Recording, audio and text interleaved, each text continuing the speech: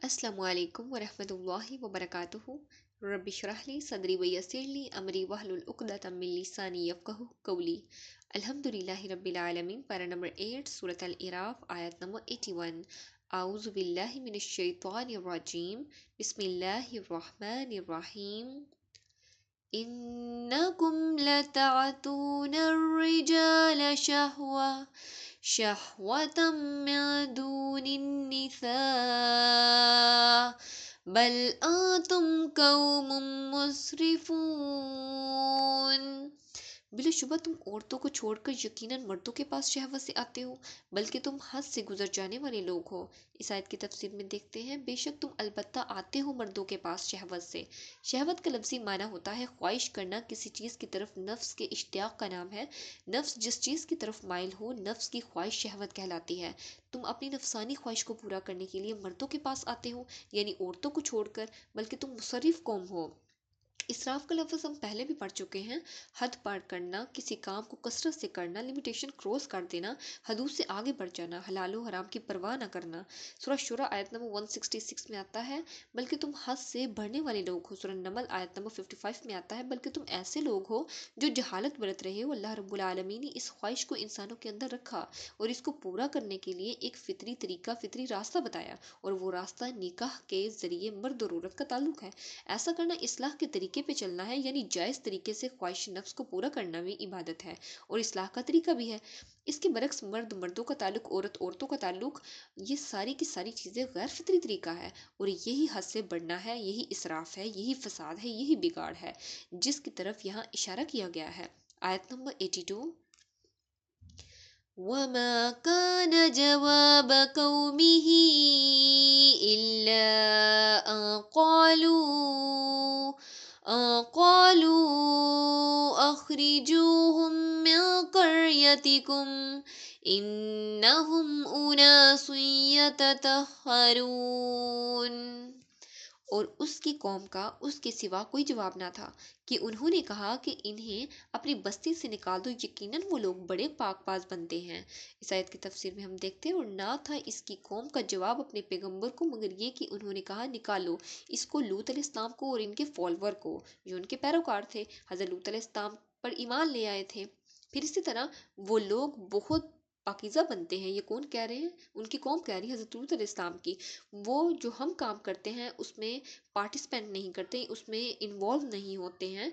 तो ठीक है, अगर तुम लोग इतने ही पाकबाज बनते हो, ये उनकी कौम कह रही है, तो हमसे दूर क्यों नहीं हो जाते, यहाँ से चले क्यों नहीं जाते। हज़रत लूत अलैहिस्सलाम ने अल्लाह रब्बुल आलमीन के दीन की दावत दी, अल्लाह रब्बुल आलमीन की तौहीद की दावत दी। तो उन्होंने एक दलील के साथ उन्हें समझाया, चूँकि वो झूठे थे, उनके पास कोई दलील नहीं थी, तो उन्होंने धमकी दी और हज़रत लूत अलैहिस्सलाम का मजाक उड़ाना शुरू कर दिया। आयत नंबर 83। फ़अंजयनाहु वअहलहु इल्ला इम्रअतहु कानत मिनल गाबिरीन। फिर हमने उसे और उसके घर वालों को नजात दी, और उसकी बीवी के सिवा जो पीछे रह जाने वालों में से थी। इस आयत की तफसीर में हम देखते हैं, तो बजा लाया हमने उसको, हज़रत लूत अलैहिस्सलाम को और उसके घर वालों को, सिवाय उसकी बीवी के। सूरत हूद में आता है आयत नंबर 81 में, सिवाय तेरी बीवी के उसे भी पहुंचेगा जो उनकी कौम को पहुंचेगा। देखिए, सूरत ज़ारियात में आता है निकाल लिया हमने इनमें से जो भी कोई मोमिन था। देखिए, हज़रत लूत अलैहिस्सलाम की दो बेटियां थीं जो हज़रत लूत अलैहिस्सलाम पर ईमान लेके आई थी, और देखिए उनकी जो बीवी थी वो भी मुनाफिक थी, वो कौम के साथ कौम की हमदर्द थी, वो हज़रत लूत अलैहिस्सलाम की कोई हमदर्द नहीं थी, वो पीछे रहने वालों में से थी। और गाबिरीन वाहिद है गाबिर का, और गाबिर का लफ्ज़ गबार से आता है। देखिए, जब एक कोई काफिला जा रहा हो तो पीछे जो धूल रह जाती है, वो ये निशानी होती है कि यहाँ से कोई काफिला गुजर के गया है। तो जो पीछे रह जाने वाली धूल है, उसे तशबीह दी गई है कि देखिए, हज़रत लूत अलैहिस्सलाम के घर वाले आगे निकल गए और जो पीछे रह गई वो उसकी बीवी थी, क्योंकि उसकी बीवी, अल्लाह रब्बुल आलमीन ने इंस्ट्रक्शन दे दी थी हज़रत लूत अलैहिस्सलाम को कि पीछे पलट के नहीं देखना जब अजाब आएगा। तो चूंकि कौम की हमदर्द थी उसकी बीवी, तो उसने ज़्यादा, जब अजाब आया, जब घर से कुछ दूर चले गए तो अजाब आया, तो उसकी कौम, जो उसकी बीवी थी, उसने पीछे मुड़कर देखा, तो अल्लाह रब्बुल आलमीन ने اس کے منہ پر بھی پتھر دے مارا، یعنی کہ اس کے اوپر بھی پتھر آ گرا۔ پھر اسی طرح ہم یہ بھی دیکھتے ہیں کہ کس طرح اس قوم کے اوپر عذاب آیا۔ اس میں پوری بستی زمین میں، جو پوری بستی تھی زمین کو اوپر اٹھا لیا گیا، اور اوپر اٹھا کر پھر واپس اللہ رب العالمین نے زمین کو نیچے دے مارا، اور پتھروں کی پھر بارش ہوئی، اور ایک روایت میں آتا ہے کہ گندک اور آگ کی بارش بھی ہوئی تھی۔ اور پھر یہ بھی آتا ہے کہ زمین میں زمین کو اس کے اندر اتنا زیادہ دھنسا دے گا کہ تقریباً 400 کلومیٹر زمین اندر دھنسی تھی، اور سمندر جہاں جسے ڈیڈ سی کہا جاتا ہے وہاں پر پہلے پانی نہیں تھا، لیکن اندر دھنسنے کی وجہ سے وہاں سے سمندر کا کچھ حصہ نکل آیا، جس کی وجہ سے اب بھی پانی موجود ہے۔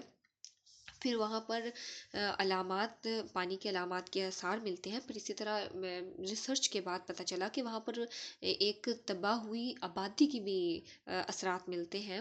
اور پھر اس طریقے سے اللہ رب العالمین، دیکھیں آپ دیکھیں کہ اس کے سامنے کس کے، اللہ رب العالمین کے سامنے رشتوں کی، دوستیوں کی کوئی ویلیو نہیں ہے، کوئی حقیقت نہیں ہے۔